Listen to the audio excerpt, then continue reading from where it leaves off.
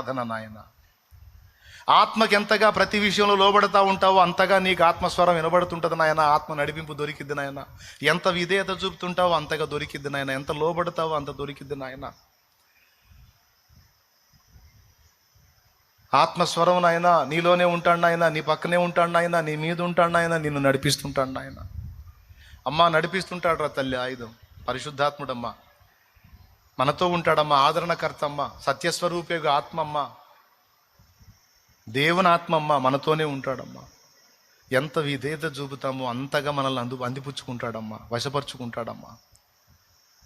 ఆత్మానుసారంగా నడవటం కాదమ్మా, పరాకాష్ఠగా చేరాలి, ఆత్మ వశులమైపోవాలి. కానీ మీకు తెలుసా, పరిశుద్ధాత్మ వశపరుచుకోవాలని చూసినట్టే దురాత్మలు వశపరుచుకోవాలని చూస్తాయి నాయన. దురాత్మలు వశపరుచుకున్నప్పుడు అపవిత్రమైన పనులు చేస్తామమ్మా మనం. దురాత్మలు మనల్ని ప్రేరేపించినప్పుడు లోబడితే పాపం చేస్తామమ్మా మనం. మీకు తెలుసా, మన ద్వారా జరిగిన పాపాలన్నీ పరిశుద్ధాత్మ ప్రేరణలో జరిగినాయి కదమ్మా. పరిశుద్ధాత్మ నడిపింపును కోల్పోయి దురాత్మ ప్రేరణకు లొంగినందున మన వల్ల పాపాలు జరిగినాయి అమ్మా. ఇప్పుడు వాటికి ఫుల్ స్టాప్ పెట్టేసి పరిశుద్ధాత్మ నడిపింపులోకి వెళ్ళిపోవాలమ్మా. ఆత్మ నిన్ను ప్రార్థనకు నడిపిస్తాడు, వాక్యానికి నడిపిస్తాడు, పరిశుద్ధ జీవితానికి నడిపిస్తాడు. ఇదిగో ఇక్కడ ఉంటే నువ్వు శోధించబడతావు, నడువు అని నీతో మాట్లాడుతూ ఉంటాడు. ఇదిగో ఇక్కడ ఉంటే నువ్వు డిస్టర్బ్ అవుతావు, నడు, వీళ్ళ మధ్యలో ఉండొద్దు, నువ్వు ఇక్కడ ఉండొద్దు, ఇలా ఉండొద్దు, ఇలా అవకాశం ఇవ్వద్దని